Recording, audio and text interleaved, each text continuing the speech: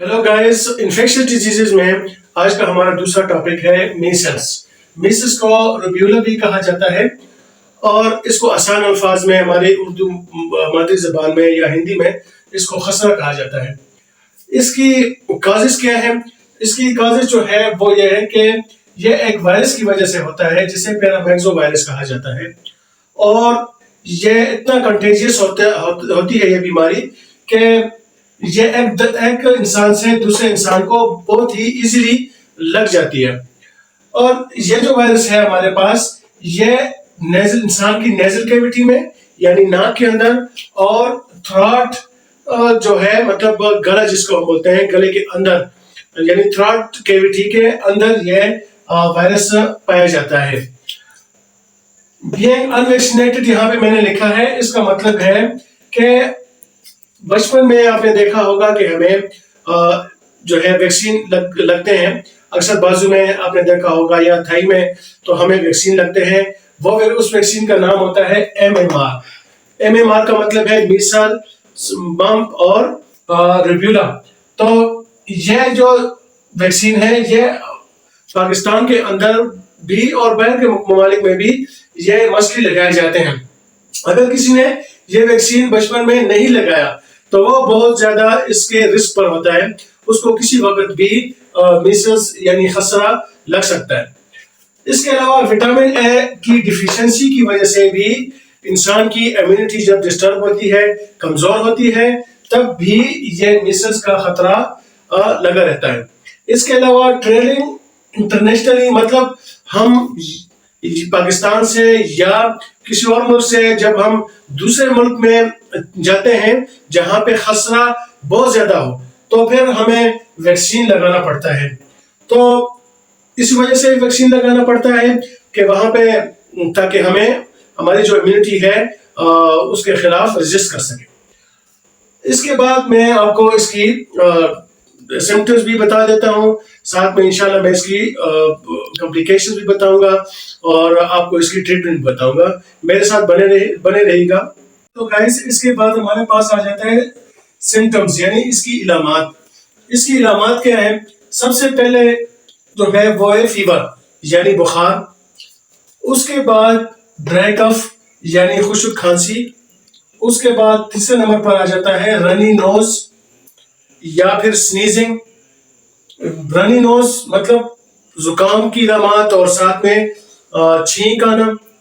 इसके अलावा साथ ही साथ इन्फ्लेम्ड आइज जिसे हम कंजक्टिवाइटिस भी बोलते हैं मेडिकल टर्म में, मतलब आंखों के अंदर सुर्खी और सोजिश वगैरह जो आ जाती है, इसको हम इन्फ्लेम्ड आइज बोलते हैं या फिर कंजक्टिवाइटिस बोलते हैं। इसके अलावा पांचवें नंबर पर हमारे पास आ जाता है टिनी white bluish spots in mouth. सफेद ब्लू रंग के नीले रंग के जो स्पॉट्स होते हैं वो हमारे मुंह में बनना या मरीज के मुंह में बनना शुरू हो जाते हैं, जिसे कॉम्प्लेक्स स्पॉट्स भी मेडिकल टर्म में कॉम्प्लेक्स स्पॉट्स भी कहा जाता है। स्किन रैशेस जो इंतहाई ही फिजिकल एग्जामिनेशन में जो हमें दरकार होता है वो है स्किन रैशेस।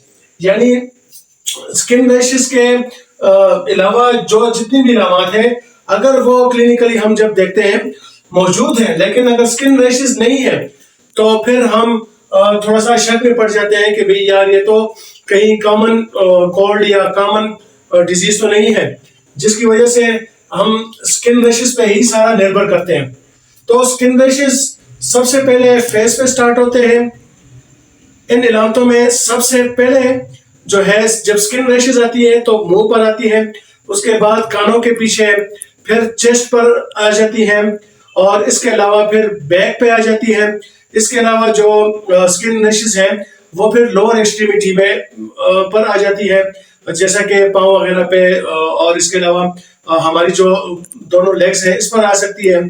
और ये जो स्किन रैशेस हैं यानी ये छोटे गर्मी दानों की तरह होते हैं और इसमें बच्चे को या बड़े को जिसको ये मिसेस होता है, खसरा होता है, उसको साथ में मतलब खारिश भी महसूस हो सकती है, जलन भी महसूस हो सकती है। तो इसके बाद सिम्टम्स के बाद मैं इसकी कॉम्प्लिकेशंस पे आता हूँ। तो मेरे साथ बने रही। अच्छा तो गाइस, इसके बाद हम आ जाते हैं इसकी कॉम्प्लिकेशंस पे। तो कॉम्प्लिकेशंस पे सबसे पहले हमारे पास डायरिया, वॉमिटिंग आ जाती है, यानी उल्टियां और दस्त। इसके अलावा ईयर इन्फेक्शन आ जाते हैं, जैसा कि ओटाइटिस मीडिया और कानों में दर्द होना। इसके अलावा कानों के अंदर जो है सोजन और इन्फ्लेमेशन होना, छोटे छोटे दाने पड़ जाना। इसके बाद तीसरे नंबर पर हमारे पास निमोनिया आ जाता है। चौथे नंबर पर हमारे पास एंसेफेलाइटिस आ जाता है। एंसेफेलाइटिस जो है इसका मतलब है कि हमारे दिमाग में के अंदर जो है इन्फ्लेमेशन हो जाती है, यानी सोजन और सोजिश हो जाती है, और जिसकी वजह से हमारे दिमाग के अंदर दर्द, मतलब हमारे सर में दर्द होने लगता है। हमारे जो है मतलब अगर बड़ों में ज्यादातर डिप्रेशन हो सकता है। इसके साथ साथ जो है सीवियर किस्म की जो है बैक हेड दर्द होता है, फोरहेड दर्द हो सकता है। इसके अलावा साइनसाइटिस भी इस बीमारी में जो है अक्सर देखा गया है।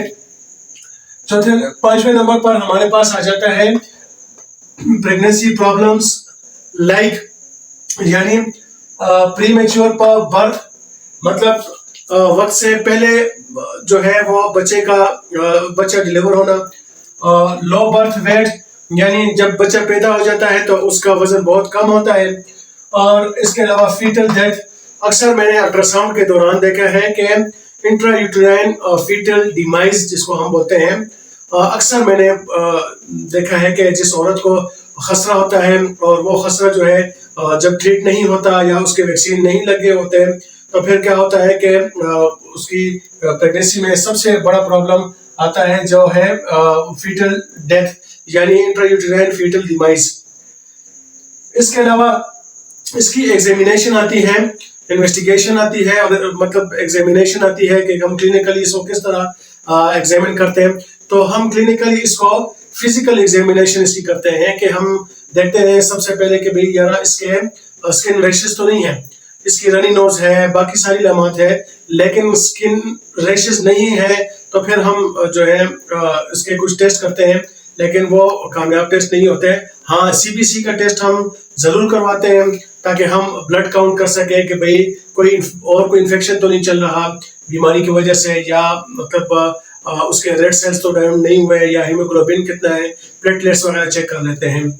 इसके बाद हम दोस्तों डायरेक्ट इसकी ट्रीटमेंट पे आते हैं। तो चलते हैं इसकी ट्रीटमेंट पे। अच्छा तो गाइस, अब हम इसकी ट्रीटमेंट पे आ जाते हैं। तो ट्रीटमेंट पे सबसे पहले जो है MMR वैक्सीनेशन एज प्रिवेंशन, यहाँ पे मैंने लिखा हुआ है कि MMR वैक्सीनेशन इंतहाई जरूरी होते हैं। जब न्यूबॉर्न बच्चा होता है तो उसको MMR वैक्सीन लगाया जाता है। हमारे पाकिस्तान में मुख्तलिफ BHUs में LHUs वगैरह को ये काम सौंपा होता है जो ये वैक्सीनेशन करती है। इसका MMR वैक्सीन का लगना इंतहाई जरूरी होता है, जो हमारे लाइफ टाइम जो है इस बीमारी से प्रिवेंट करता है। इसके बाद जब ये बीमारी हमें हो जाती है तो इसके लिए कुछ ट्रीटमेंट मेडिसिन की लेनी जरूरी होती है, जिसमें सबसे पहले हमारे पास आती है एंटीबायोटिक्स। एंटीबायोटिक्स में जैसा कि कोएमाक्सिक्लिन हमारे पाकिस्तान में जो है ऑगमेंटिन के नाम से आ जाती है टैबलेट्स, इसके अलावा जो है केलामॉक्स के नाम से आती हैं, और इसके अलावा हम एजिथ्रोमाइसिन को भी इसमें इस्तेमाल कर सकते हैं, मैक्रोलाइड ग्रुप को भी इस्तेमाल कर सकते हैं, इसका भी बहुत अच्छा रिजल्ट आता है। और जैसा कि एजोमेक्स के कैप्सूल भी आते हैं, और एजोमेक्स के ड्रॉप्स भी आते हैं, और एजोमेक्स की सिरप्स भी आती हैं। इसके अलावा हम चूंकि बच्चे को बुखार होता है या बड़ों में भी बुखार होता है इस बीमारी की वजह से, पैरासीटामोल यानी पेनाडोल वगैरह और आइबुप्रोफेन यानी ब्रुफेन वगैरह का इस्तेमाल भी साथ करते हैं। लास्ट में इसके साथ जो हम ये दूसरे इलाज करते हैं, इसके साथ एंटी एलर्जिक एंटी हिस्टामिन की जो दवाई है वो लाजमी ही हम ऐड करते हैं, क्योंकि इसके साथ जब इस बीमारी में जब रैशेस होती है तो रैशेस इचिंग पैदा करती है, खारिश पैदा करती है, और शदीद किस्म की जलन भी पैदा कर सकती है। तो उसको ख़त्म करने के लिए हम एंटी एलर्जिक को और एंटी हिस्टामिन इन जो ड्रग होता है उसको साथ में जरूर ऐड करते हैं, जैसा कि सिट्राजिन ज़ाइटेक के नाम से, रेजिक्स के नाम से चीजें आती हैं, टेबलेट्स भी आती हैं। इसके अलावा लोरेटाडीन में सॉफ्टन की सिरप आती है, सॉफ्टन की टेबलेट्स आती हैं। तो गाइस ये मीसल्स के बारे में तमाम कुछ चीज़ें जो मैंने आपको बताई हैं, काइंडली ये आप आजकल खसरा बहुत ज़्यादा चल रहा है, खसरा के साथ साथ मलेरिया, डेंगू भी ये साथ साथ चल रहा है। तो बराए मेहरबानी ये जो जितनी चीज़ें मैंने आपको बताई हैं अपने ज़हनशीन कर लें ताकि आपको डिफरेंस का पता हो।